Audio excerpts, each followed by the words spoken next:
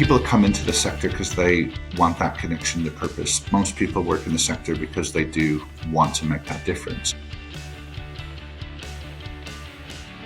Welcome to a brand new episode of Starts at the Top, our podcast about leading differently. I'm Paul Thomas. And I'm Zoe Amma. Our podcast exists to help leaders and their teams understand what they need to do differently today to prepare for the world of tomorrow. We started Starts at the Top as a podcast about digital disruption, but we soon realised that leaders were telling us about something more important and urgent, about how traditional ways of leading had changed forever. So we make it our mission to speak to leaders who are carving out new ways of leading, covering topics from emerging tech to inclusion, from remote work to mental health and resilience, and from climate change to AI. If it's about the status of leadership in 2025, it will be on our podcast. We're not here for the shiny corporate case studies. We want to share stories from leaders who have learned lessons and made progress the hard way. We want our podcast to share ideas and inspire others. And in this episode, we'll be sharing our conversation with Trevor Gordon, who is an award-winning customer-centric digital technology and transformation leader and currently Chief Digital and Technology Officer at Save the Children UK. We had a fantastic discussion with Trevor, even touching on his talents as an amateur mixologist, although no gin and tonic was used in the creation of this podcast, at least not yet. So Zoe, we have a bit of catching up to do. We've been away from the podcast for a few weeks, me on a digital detox, and you've been diving into all things digital with the writing of the digital skills report. So a busy May all in all.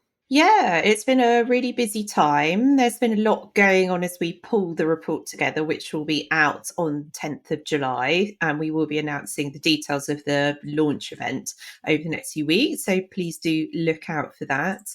And then also we began the Charity AI Leadership Accelerator, which has been supported by Microsoft. So what we're doing there is we're working with more than 100 leaders across the charity sector, from small and large charities, to help them improve their AI skills, but most importantly, to help them develop their roadmaps for where they want to go next with AI in their organisation. So yes, it's been a busy time. And how was the detox? The detox was great. So I went on a digital detox for a week off the back of a 6-month project that sort of drained me to the point of being drained. And I went away and locked myself in a cabin. Well, I say locked myself in a cabin, locked my phone in a box in a cabin for 4 days. Tried to exist without it, which is no mean feat, pretty hard to do. Climbed Snowdon while I was there. So did a lot of walking, got a lot of exercise and outside air. And I talked about it before I went away and sort of wondered what my main reflection would be on the downtime and putting the phone away for such a long period of time.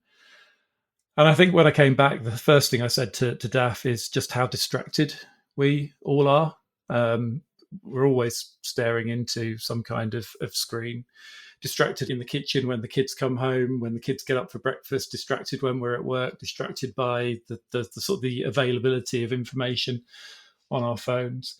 And putting that away just made me really reconsider how I want to sort of live my relationship with screens and technology. So very, very small baby steps. I have put a day in the diary every fortnight, at the end of every fortnight on a Friday, to work without phone and screen. So I'll still be working, but very much on things that I've set up to work on away from screens. And that's a small step just towards recognizing that fact. And also just trying to influence clients as well when we have conversations about strategy, to just put the phone maybe outside of the room we're sitting in, because I know it can cause such a distraction. And then just as a side note, Daff and I saw The Salt Path on Sunday at the cinema, which partly is about the healing power of nature and being in the outside world. So a real sort of double hit of making sure that we put things away from time to time and get out in the outside world, go for walks and runs and all that sort of stuff. So yeah, very, very freeing and very, very, very cool, and want to do again next year. Nice, sounds exciting. So it's made you look at digital very differently then. Yeah, or at least remember why I got into digital stuff in the first place. Just a slight change in the relationship with it, I think. Not being beholden to it the whole time, and recognizing that when I was away from a screen, I had a very different relationship with other things that I missed from my life, like reading and doing puzzles and taking photos and all sorts of things that I sort of missed. Playing guitar, took my guitar with me. So yeah, all sorts of different things that sort of get subsumed into the world of the screen and the phone. Anyway, talking of technology, we also wanted to highlight some recent reports and interviews that all seem to be saying very similar things about AI. And I think my main takeaway from what we're about to share is that 2025 seems to be the year to start taking AI seriously. Yeah, totally. I mean, obviously, that's been a theme we've been mining on the podcast for the last couple of years, but it really feels like the momentum around the scale of the change has grown really significantly. So I'll just briefly mention what these reports are, and then perhaps we can dig into them a bit more. And our listeners will probably have seen some of them, so we'd love to hear everyone's views on them too. So the first thing is the Microsoft 2025 Work Trend Index, which is really forecasting some real wholesale change to how we're all going to develop, in fact, how the ways in which we all work are going to be disrupted very significantly over the last year. And it draws on data from the last year or so, I believe, as well, because obviously Microsoft have got a ton of data from all the fantastic work that they do. So that is really revelatory, because hearing how agentic AI is going to change the path into work, how we work, what our teams look like, even how organizations value and organize assets, it is simultaneously really exciting and really scary. So I would advise having a big cup of tea before you get into that one, although it is very well worth reading, and has certainly changed my perspective on a lot of things. Probably far more apocalyptic, but still in equal parts scary and exciting, is an article that we were talking about from Anthropic's CEO. Anyone who hasn't come across Anthropic, one of the products they have is Claude, which lots of our listeners will undoubtedly either use or have heard of. And this really is the stuff of the robot apocalypse. So essentially their CEO is saying that there's going to be a massive loss of jobs, that policymakers just don't get the scale of the change. No one's prepared for it. And we'll dig into more of the insights from that article in a moment. But this is really quite worrying stuff. I did share some of these insights with people in our accelerator program and said to them, look, as ever with these things, you may have to take it with a pinch of salt, but remember, there is probably a grain of truth in there. And we all need to start thinking about how this is going to impact our jobs, and most importantly, how this is going to change things for our organizations, because we've got to start planning. That was the big takeaway that I had from both of these reports, that we have to start planning for the scale of this change, because it's even more significant than we thought it would be. And I think, as you alluded to, there are always the counter arguments, right? For every Amoda, there is somebody else out there with another opinion, another voice. But I think the main thing that I took away from reading through those was, as you said, we've been sort of talking around the subject of AI. Well, it's probably not going to take jobs. It's probably not going to do this, and it's probably not going to be the apocalyptic future that we think it is going to be. And he's taking the other view. I think the main thing is somewhere in the middle will be the truth of it all. And to your point, and to the point we made at the beginning, and to the point that I'm making with my clients in particular, now is the time to start taking it seriously and start to think about how you are going to plan for the future. I did a project for a client a few months ago, and I had to battle to keep sort of AI and a couple of other things in the main framework for the strategic discussions, not because they didn't think it would be a part of the future, but that they thought it was a little bit further away. And as we went through the discussions, it turns out that all of them were thinking about it, all of them were hearing about it, and all of them were thinking about, well, how does this fit within our worlds? And I think those changes are coming. We're all just about, I think, to move away from we're trying these tools out personally into how can they affect us at scale within the organizations we work with. And that's the same whether you're running a charity or whether you're running a firm of accountants. Yeah, I mean, I have, like you, seen a lot of tech hype cycles, and normally they leave me feeling very cynical. But as soon as Gen AI came out of the woodwork at the back end of 2022, I think we all knew this was going to be an absolute game changer because of the capabilities of the technology. And if we haven't started to get up to speed by now, and I'm talking generally here about all leaders, then we're going to have to run a lot faster at this point in order to do that. Because what's very clear from those reports, however much we do take them with a grain of salt, and I think we should, if I'm honest with you, is that we do need to start planning ahead for these different scenarios. I think that is really striking from this and all the other things I've read about it. And in fact, what I worry about more is not so much the overnight bonfire of jobs. We will probably see some of that in the tech space. So the CEO of Duolingo has been in trouble recently, as you've probably seen, saying that they're really going to cut back on hiring and replace people with AI, to the point where lots of people are now boycotting the app. And I know there's a few other companies who've been in trouble with that. What worries me more is the kind of gradual, kind of diminishing of jobs. So there's already some data out there, isn't there, around how there are less entry level jobs, which I think you can partly say could be a result of the economic climate. And I'm sure some of that is the cause. But I do worry about what's going to happen to this next generation, like your children, like my children, who will be going into the workplace in a few years' time. If there are less jobs for them because of AI, then where are they meant to cut their teeth and learn their skills so they can begin to progress up the ladder? Yeah, and this may be a completely adjacent conversation, but I've reflected that in my eldest son, who's going through GCSEs at the moment, in his peer group, there seems to be a growing trend for parents within that peer group to be suggesting the next step for their kids after GCSEs is to go and get a trade, right, and to go and learn something like, a manual skill, building, plumbing, electricians, those sorts of things, not as a direct result of what we're hearing around AI, but as a sort of an upwards trend for people that are coming in out of school and looking at different pathways.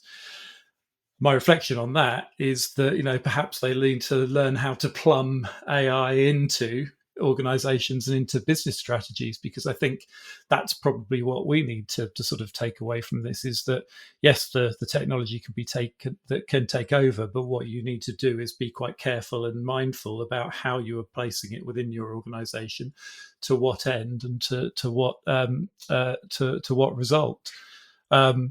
And I think the first thing to start with is policy. The conversation I had at the IOIC event in East Anglia a couple of weeks ago with Ben Verinda was a point in case, where he was talking about the social media revolution. He said, well, the first thing, what did people go out and do? And I wrote the first one for GT, for Grant Thornton, wrote the first social media policy. We're in exactly the same place. You write a social media policy that opens up experimentation and exploration.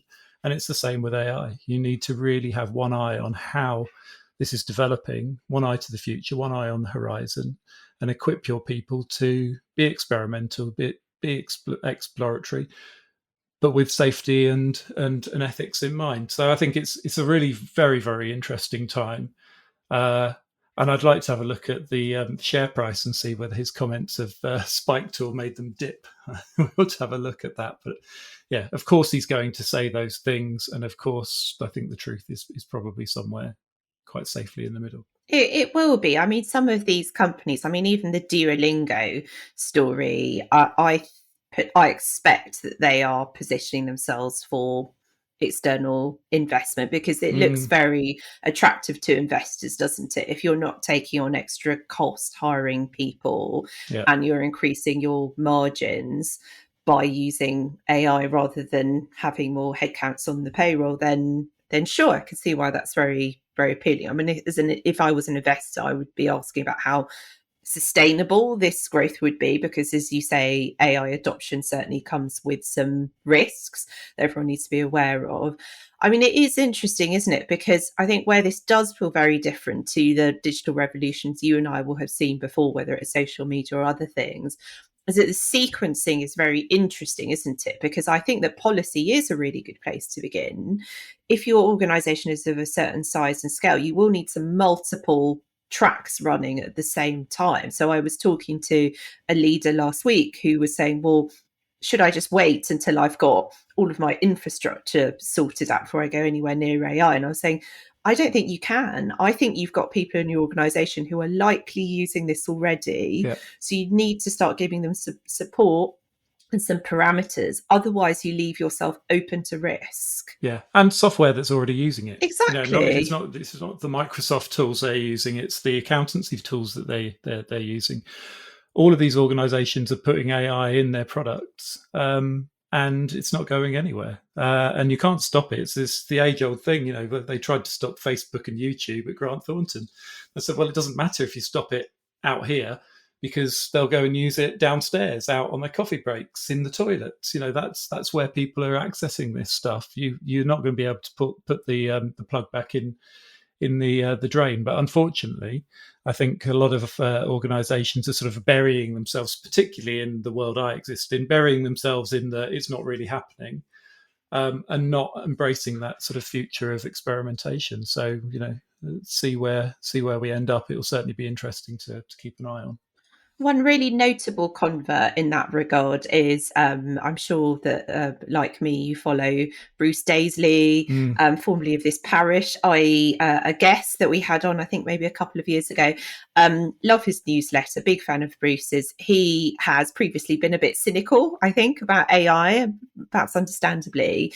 But absolutely, I mean, he's sharing a lot of content at the moment. Bruce's work is very much underpinned by a lot of really good research, where he himself has said that he's worried about the impact of this on the workforce and what that is going to mean for jobs. So if Bruce is worried about it, I am certainly inclined to have some sleepless nights, as well as start planning, working with people to help stop it. Because as ever with these things, I think the takeaway is, if you accept it's happening and you start to plan, even though we don't know what these different scenarios, how they will come into force yet, the key thing is just to start, isn't it? It's like anything, just get started. Yeah.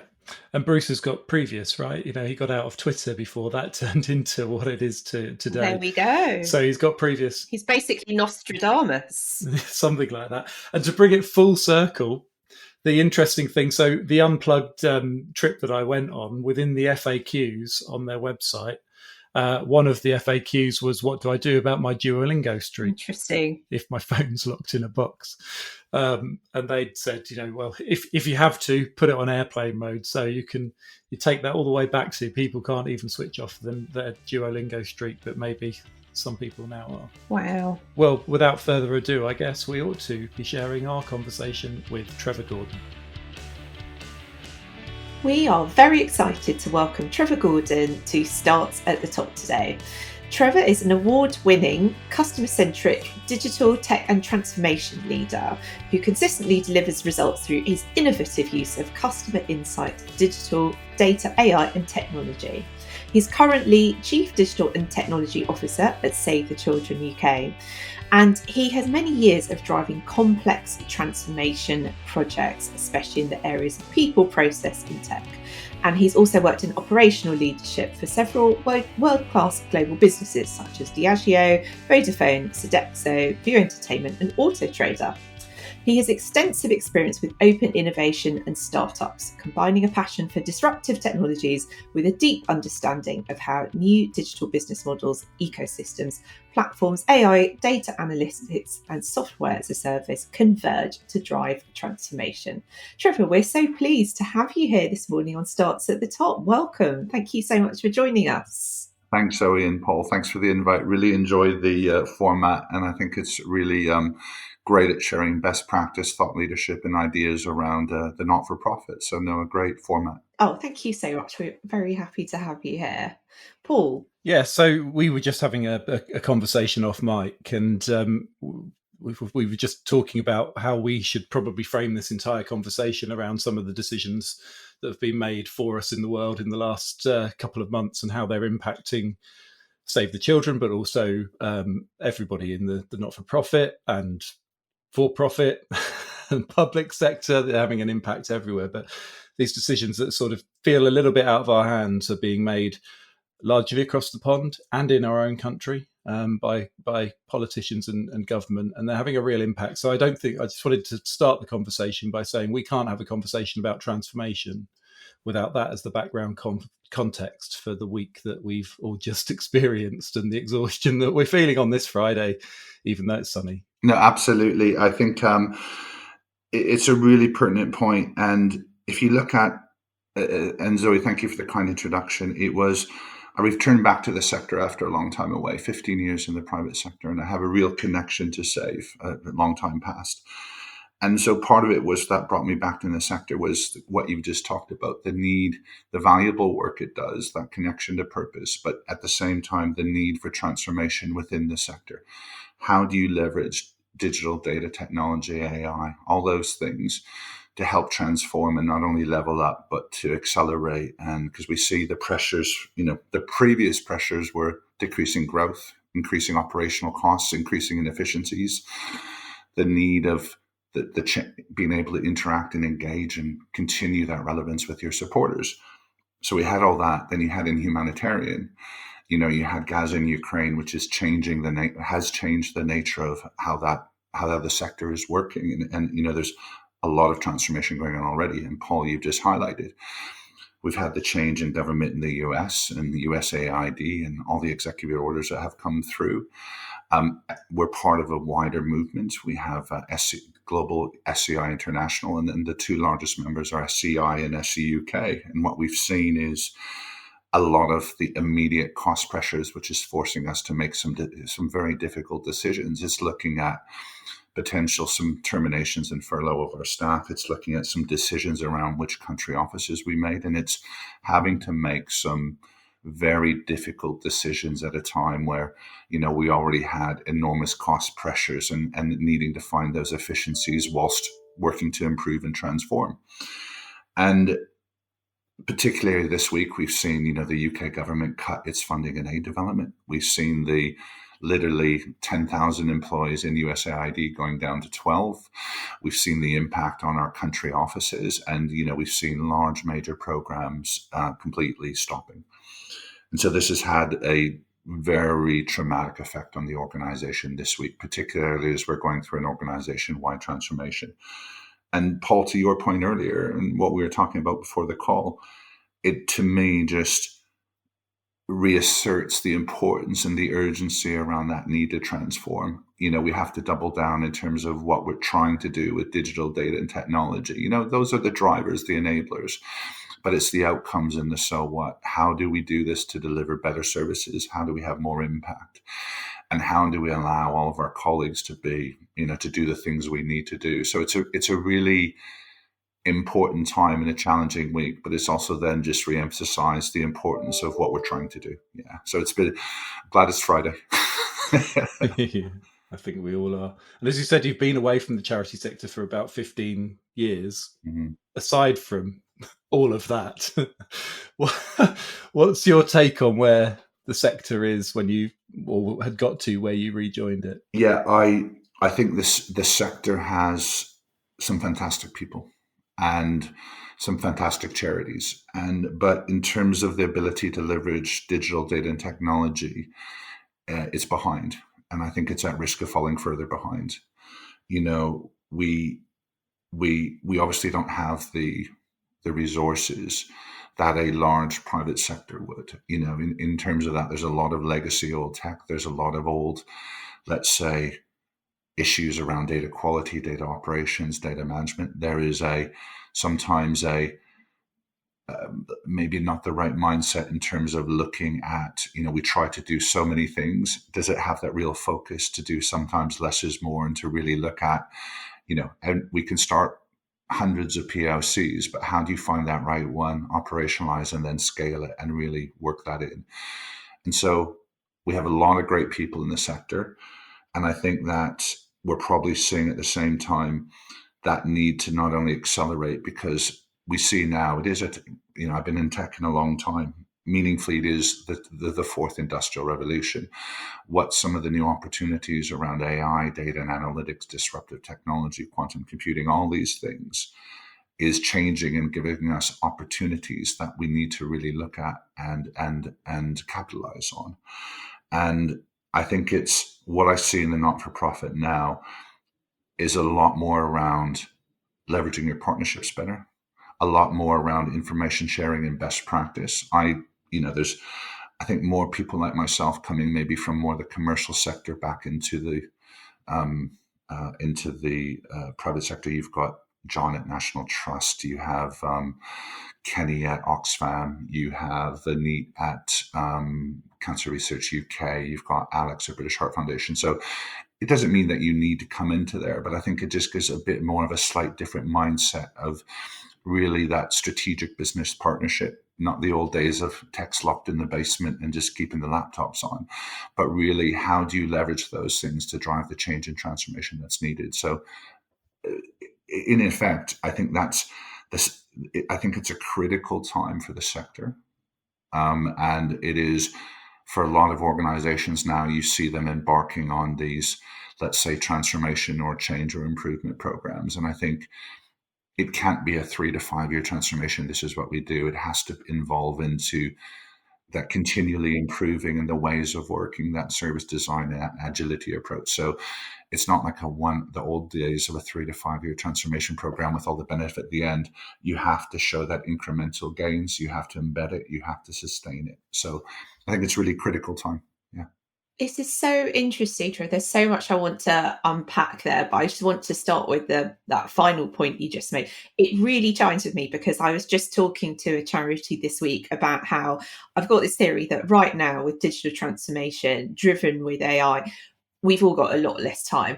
I mean, I'm very misty-eyed and nostalgic now about those days when we had 3-5 year programs. You do your CRM, you do your website, you do some digital, and we were all like, oh, we're really busy. And we were really busy, but it felt like we had more time. So some of the conversations I've been having with charity leaders recently, I'm saying, look, in a year's time, you've got to be ready to do this thing, which they're nowhere near ready for now, but they are going to have to do that. We all need to be really ambitious, I think, in how we approach the AI agenda and how it's going to change our organizations in the sector. But it does feel like time has suddenly really speeded up, and we would need to be thinking about phase 2 much more soon than we did back in the day. And I wondered whether that resonated with you. 100%. And yes, AI is the flavor of the month, but I think, it's quite traditional, we'll see in the sector, to have a lot of almost internal navel gazing and a lot of existential concepts about should we be doing this or not, and what does responsible AI look like? And of course you need that. If you're looking at, at Save the Children, we're talking about dealing with safeguarding issues, dealing with confidential information potentially about children's casework. And I have a very forward-thinking head of general counsel and company secretary. So under her is enterprise risk, data privacy, legal, and all those things that you would expect. And what we realized was, we had colleagues that were bringing your own AI to work type thing. And it was like, so we had practitioners, caseworkers doing all these things, and we couldn't do nothing. And anyway, this is like 2 months into my role, and we realized we needed to get some foundations in place. We needed to start with the handbrake on. We needed to get some governance in place. We needed to look at how do we actually move meaningfully forward on this. So this has allowed us to look at things like our information governance. It's allowed us to update our cyber. It's allowed us to look at our training. It's allowed to look at the applicability of this. So we're looking at things like Copilot and that. And it's like, of course you have like productivity gains and all this, but what's been really interesting is we've been working with some partners to look at the automation, the workflow, the collaboration, the ability to increase data literacy, all of those things. And this is where I think, we're seeing out of the box stuff that can come through, that if you've got those foundations in place, if you're looking at the so what and some critical use cases, you can spin this stuff up in 4 to 6 weeks and, run it and then look to scale it. We're running some things now. Knowledge management, I think, is probably a legacy issue for a number of charities. And in 4 to 6 weeks, we're looking to spin something up that is just adding value already. We're looking at some orchestration. We're looking at a lot of things like this, and it's doing it thoughtfully, pragmatic, incrementally. So we're doing it, just rolling it out, piloting it, seeing what works, testing and iterating, to your point, rather than that whole, let's do it for 2 years and then start. And what we're seeing is some really strong data points on that. I'm just giving that as one example. And it's been the ability to talk strategically around with our trustees around what we're doing, how we're doing it, and doing it in a thoughtful way. And to be honest, a large part of it is just demystifying it and just showing, responsible AI. Well, let's just put some pragmatic things in place to look around a lot of that. So that's what we're doing. And I think it's been well received in our organization. And some of the best practice sharing that we've seen has been great. Like British Heart Foundation have shared a lot with us. Other charities have. So it's been really good from that side. But I think to your point, Zoe, you have to look at it that way and really embrace it. Otherwise, it's not to say it's all there, it's a slam dunk. But if you don't start to look at that around the opportunities, you're going to be left behind. Yeah, it's a different kind of pace we're all having to work at now, isn't it? And I love your point there about partnerships as well, because I know we were going to talk about some of the most urgent opportunities facing the sector. Can you tell us a bit more about partnerships? You mentioned there's some amazing peer organisations you work with. I know you've done some really great peer partnerships with some of your suppliers as well. Love to hear a bit more about that. Yeah, absolutely. And this is, I think, another thing in the sector, which is, previously I've worked at organizations in the private sector as well, where it's like we're wholly unique and no one else has the same challenges or problems we do. And if you look at, the amount of best practice that's out there in terms of use cases, in terms of personas, in terms of ways to deploy and implement this stuff. So as an example, if you look at the Microsoft PSI framework in terms of the personas, the job architectures, a lot of the different things that they have in place, it's really accelerated us. So this is like in terms of looking at things like use cases, the ability to look at out of the box training, the ability to look at security reviews around data architecture, how we prove a business case value framework. So we've been doing that with Microsoft. We're doing something similar with ServiceNow. We're Microsoft and house, but we've been looking at it with other providers as well. And so leveraging that thought leadership from those partners has been absolutely key to get us started, because we don't have that in-house capability. But we're learning and working with them and really trying to drive that strategic partnership, not only with the large tech vendors, but our sourcing model has changed as well, where we've got more, not just traditional SIs as body shops, but partners now who are really helping us to drive value and look at that next thing. So we're only going to be as successful as our partners in regards to our transformation. And I really like the way you've described that there, because it feels like there's something about holding that shared challenge and that shared opportunity together with your partners, rather than it being, that classic model of the way that some organizations work with agencies, where here is a thing, here is a project, and I'm going to hand it off to you. And it sounds like you're working in a different way with your partner organizations. Is that right? Is that the right way to frame it?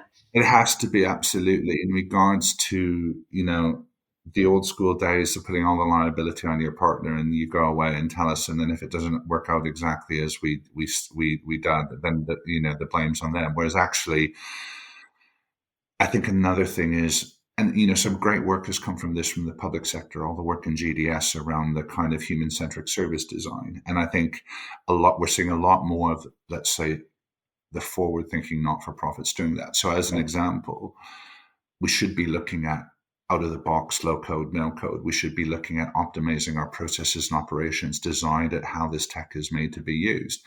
And our partners are advising on this. And so really working with that partner around the so what problem are you trying to discuss, the discovery, and then even to the art of the possible, following through on the implementation through to the continual improvement, it's absolutely key. And it's, so I think getting those partnerships in play is really, really key. So for us over the last, I guess I've been here since January 24. So a lot of work has gone into our sourcing strategy and just getting the right partners in place. Yeah.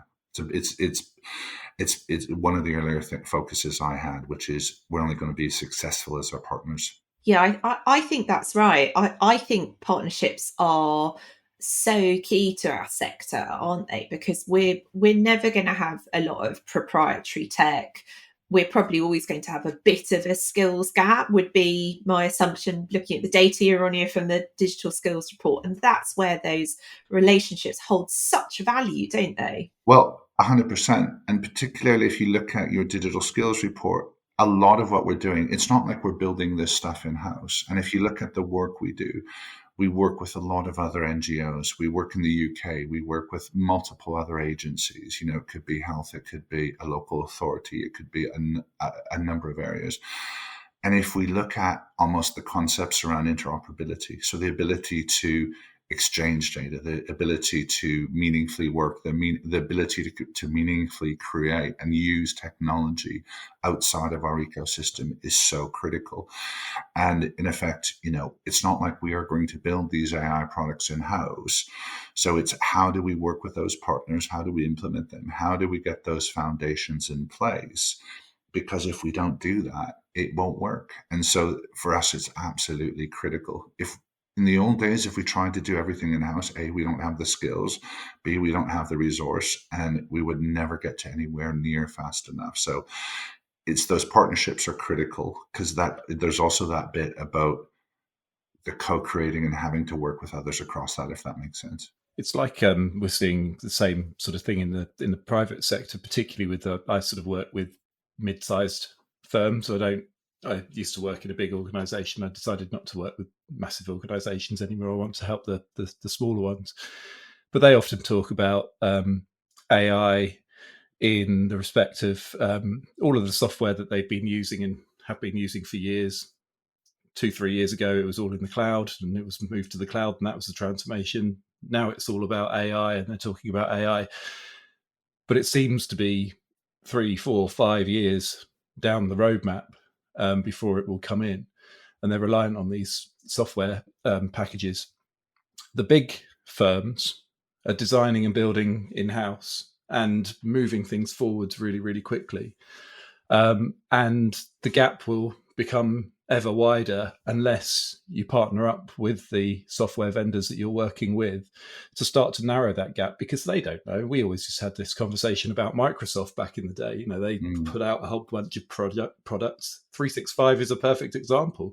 Yeah. Out of the box, here's a load of stuff that you can go and use, but no sort of sense of how it could actually be used within an organization. And it's you working in partnership with those businesses, with those charities, to hone it in and say, this is what it's for and this is how it can work. It's a really important point, because not to harp on Microsoft, but just as an example, I've been working on and off with Microsoft in many facets for probably 20 years. And they're really listening now. And in a way, because if you look at, it's not how do you use just Copilot, how do you use Power Platforms? We're using, we were, and before I came on, using a lot of Microsoft tech. But how do you strategically drive the best out of that entire backbone and stack? And how does that work with your other technologies? And to your point, Paul, they know their products better than we do. And a lot of the tech, the innovation is moving so quickly. They're still figuring it out themselves. Yeah. And, looking for that and actually looking at stuff that could be reusable in the wider NFP, I think is really important. And I do see now with meaningfully positive intent. But I'll give you an example. There's also a change in commercial models now, that if you look at a lot of that new tech, it's based around consumption-based models. So, a charity for ours to make our licensing renewal is based on a pretty tight forecast that if we go above that, because if you think of it this way, we talk about democratizing tech and data within our organization. So in effect, we push out Power Platform and some of the biz apps and, Copilot Studio to allow some of those things around moving data around, automation and workflow between teams. It's great. We set the guardrails. our team works with the experts to support and do that. So in effect, you're democratizing your tech. The challenge of that, though, is if you look a spike in volumes around a certain number of messaging or volumes in, say, some of your workflows that you're running through Microsoft, all of a sudden you could be hit with a bill of 10 to 20 grand that you hadn't anticipated. And so just even understanding these new commercial models, how to apply those use cases, how to deploy this, so you're aware of that, and if there's an additional uplift, it's good for them, but you need to be conscious of what value that's driving. So working with them on that partnership as well as, and I do see meaningful intent, not only from the bigger vendors here, but in this space, but the smaller ones as well, which is they're just not there, meaningfully just not in there to sell the tech anymore. And actually, what I see with our partners trying to improve things. Yeah, that's really encouraging. And you and I, when we spoke a couple of months back, we also talked about how we've got a relationship with Microsoft. And I agree, I've been really impressed with how they're listening to the sector, and they're pretty humble about the fact that we don't have all the answers and we need to hear them from people at the grassroots. And I think that's really positive. And I'd love to see more of that kind of attitude across the world of tech companies and tech suppliers. I don't know if the winds are blowing in that direction from all tech companies, without naming any names. But it really gives me a lot of hope, and it's very heartening when I see that happening. And I would encourage all charities to really vet their suppliers for that attitude and that mindset and that collaborative approach. I think you articulated it really well, Zoe, which is it has to work both ways. You have to build that partnership with your vendors and that to build it. And that takes time. You've got to put time into building that relationship. You've got to put time into sharing and being fairly open and transparent about sharing your strategy, your roadmap, what you're trying to achieve, so they can come back. There is incredibly smart people that work in those organizations that want to do some good stuff, but you need to work with them to, it takes time to do that. And I think that change in mindset and approach is really needed. Paul, you asked about maybe a more traditional thing I'd seen coming back into the sector was probably, let's just say, the evolution of that mindset of really leveraging your partners rather than the old school. We'll speak to them once a year on a license renewal, if that makes sense. Yeah. And we certainly historically saw that with Microsoft. So it's good to hear that they're now paying more attention and listening to their customers. So Trev, if we look to the future, and we talked just before we started recording about how we're all going to try and hold on to hope and be positive, even though the sector is going through such a challenging time at the moment. If all the planets were to align, and if we were to see that acceleration in the digital transformation of the sector, what would we need to have in place to do that? If I wave my magic wand, what could that be? It's a pen, everyone. It's a pen. Full disclosure. But of course, this week the planets did align, didn't they? That was the whole. Yeah. Well, there we go. Today it's at 6 o'clock. It's the 7 planets are aligning. The next time's in 2040. So, I work with a very inspiring colleague, named Priya Ray, who is our executive director for organizational effectiveness, and her vision and some of the other leadership team's vision, my colleagues there, is what got me there. And ours is quite simple. It's how do we look to have those self-managing, empowered, agile teams with doing stuff with more purpose and joy, that where it's more nimble, it's less bureaucratic. It's we've got we see digital data and technology as the catalyst to drive that transformation. So the organizational vision of where we want to get to is what's really attracted me. So that magic wand is, we've had a CRM go live last week, CMS going live next week. We've just done a data platform. We're doing a cloud migration. We're doing lots of stuff. And so we get through some of our organizational changes. We're starting to really bed down the tech. We're putting a new operating model in place on a lot of these things. And we're seeing lots of green shoots I mentioned some of the collaboration of some of the democratizing of the tech we're doing, some of the returns we're seeing on AI. what we're seeing, some of the things we're doing from a data and analytics perspective. In a, if it was a year from now, it would be to see that we are meaningfully starting to see some of those hypotheses and those benefits we're seeing through from the investment and the change really happening. We're seeing it already, but it would be a case of more interactive and engaged supporters. We're increasing our supporter base. We are much sharper in terms of becoming a data-driven approach in our fundraising and marketing. We're leveraging the in-house talent we have, freeing them up to innovate. We're showing where we are using AI really meaningfully to drive automation workflow, to make those more effective ways of working. So, in a year's time, that would look. So I think, in effect, what I was brought on to do was to help make digital data and technology that canvas for change. And I think the vision that's been set out by us as an organization would be great. And it comes back down to the point, why are we doing it? It's to have more impact for children and communities we serve. So if we can see that and really start to see those improvements in our service, measuring that impact, really looking at that would be awesome. I really love that, because what you've described there is something I'd love to see in more organisations, which is having this very clear why linked to very clear outcomes. And those are the scaffolding, aren't they, which ultimately hold up and drive your transformation. And one of my frustrations that I sometimes feel with other transformation projects is that quite often organisations start off with a bit of that, but if the work hasn't been done on really honing that why, the acid test of what that ultimately looks like, then you can become quite internally focused, can't you? It can be about, well, we're going to deliver this CRM, we're going to deliver this new website, and obviously those are important things you do need to deliver, but you become unmoored from why you're doing this. 100%. And, we have incredibly talented people that work in the sector, but very incredibly nice people as well. And we do lots and lots and lots of stuff, but is it the right things to do? And how do you actually say no to stuff? And how do you choose to say no to those things? And for us, having more laser-like focus on our strategy and roadmap. And then to your point, Zoe, what OKRs are you using to measure that transformation? How do you tell that you're actually making those shifts and having those impact? And roadmaps change, strategies evolve and change, but at least having that, I would almost say, more commercial like focus on that, because the delivery and follow through and the improvement of that to change to that more of that product continual improvement mindset is really key. You just don't move from project to project and then looking to say, oh, has it worked?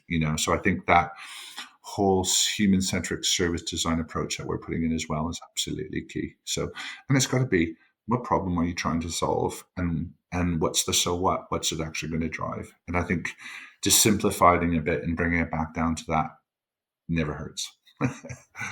Yeah, that's exactly right. Yeah, I completely agree with that. And can I ask about skills? So you talked a bit about people there, and being surrounded by people with incredible talent and strengths. Can I just ask a bit about how you're approaching skills at Save? Because I know that's something we've touched on a bit before. Yeah, I thought your report this year really highlights that. And I think traditionally it's looking at what sort of skills do you need around service design? What sort of skills do you need around data and analytics? And if we look at a lot of what we did probably too much in-house before. And what we're really looking at is that skills is, where do you need that specialist subject matter expertise? What technologies and platforms are you working with?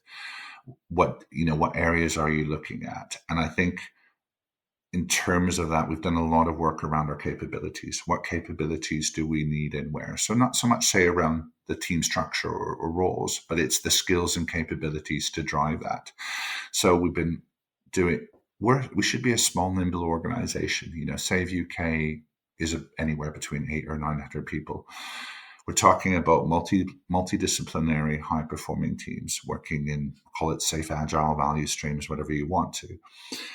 And it's ensuring that we've got the right capabilities in the right places, that we're organized in the right way.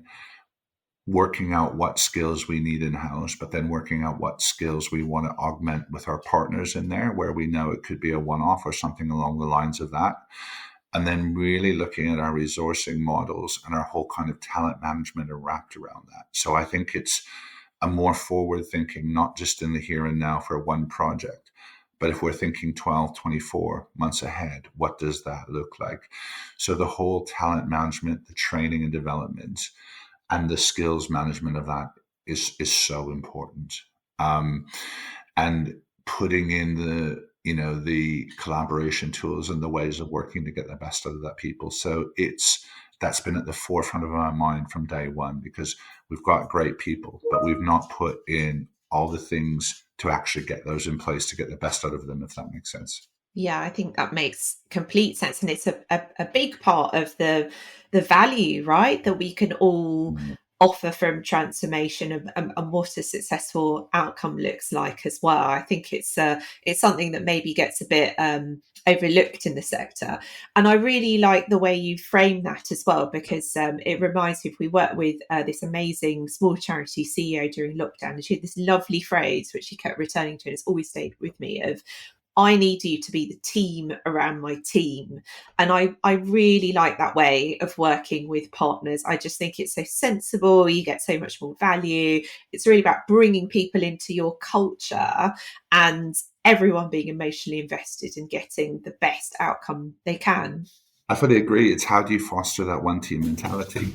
And it's also looking at, Paul, you mentioned it, it's just as we were talking there. I think it's really looking, people come into the sector because they want that connection to purpose. Most people work in the sector because they do want to make that difference. And if people don't see how they have that connection to purpose in their day to day, to understand what they're doing to contribute to that wider mission, or understand how they drive that impact, it's very easy to lose that connection to purpose and, become that disillusioned. So I think it's, Paul, you touched on the changing nature of the sector. I think that's going to be increasingly important, not only for charities around what is their real mission in focus, what differentiates them from, in effect, their competition, or how does it align? But then it's also within the colleagues that you're working with. They'll have that connection to purpose, but are they clear what they're doing? Do they feel empowered in what they're doing? Do they feel enabled? And do they understand how they're contributing to that kind of that goal, mission, and purpose? I think is so important. Yeah. That's much clearer in the charity sector than it is often in the sector that I work in, because purpose is purpose and profit, the two sort of things that go side by side. But it's in having that sort of higher message, that driving force behind an organization. I sometimes wish that there was a sort of accountants will save the world kind of mission, but it's just not quite there. Previous to Save, I was working at Diageo, which is a fantastic company. We have a phrase which was "keep walking" from Johnny Walker, and it's like, and yes, ours was about selling more booze, selling more product. We had some of the best brands in the world. But, you can look at those different commercial drivers, but it is, still, I think that aspect there, and it's right. It does, I enjoyed that. And as we said, you showed me the bottle of rum you had before this, which looked fantastic. I will definitely be having a few gin and tonics tonight. But it's just slightly different. You can have those commercial drivers there that, you do, but some of the same ethos and same ways of working in the public sector where, you're talking about different measures of how you actually measure and drive impact, but same principles, and Diageo is one of the funnest companies I've worked at. And we want to put that same kind of ethos, if you can't have fun at work and bring joy to work, what's the point? Yeah, and interestingly, having just done a big piece of strategy work, I was reflecting with the leader I'm working with at the moment on that, and saying that the percentage of teams that put fun into their 5-year plans was revealing. And he knew where to be honest, he knew where the fun was probably being injected. But that idea that, yes, you're on this mission, you're on this journey. And we've just said, haven't we? We've started this conversation with the framing that thank God it's Friday, because this has been a week, this has been a year so far. This has been 2020s have been quite tough on us all. If you don't have that element of excitement and fun and drive behind it that you make sure is purposely within the strategy, then you are going to lose people along the way. Absolutely. And that retention piece in this, both the getting the right people into the sector. We have great people here, but it's getting that right skill set and talent mix. But then the retention is if not, we're just going to lose really good people in the sector, and with and that can't happen for all the change that needs to happen. Yeah, it has to be fun. Yeah. And what else do you think we can do to retain people? I mean, what would your advice be on that? Because that's a question I hear from a lot of charities. They find someone great, they hire them, they try to give them a good experience. Do you have any advice for people who have that question? Yeah. Funnily enough, I was at a dinner last night where we were talking around this and what levers can you pull? And it's the same in the private sector. People want, so ignore connection for purpose and all that thing there. I think that people, particularly if you look at, say, some of the millennials and some of the, where these new ways of working, like service design, human-centric design, all these things are just in their DNA. And you want people to feel that there is a career path, that they're going to progress, that they're going to be able to kind of increase their skills. They want that interaction with their colleagues. They want to do that. So we're putting a lot of work into our talent management, our training and development, our kind of career paths. We're starting to put in around coaching and mentoring. In terms of, like, let's say our pay and reward, there's so much we can do. So we're doing some benchmarking against that.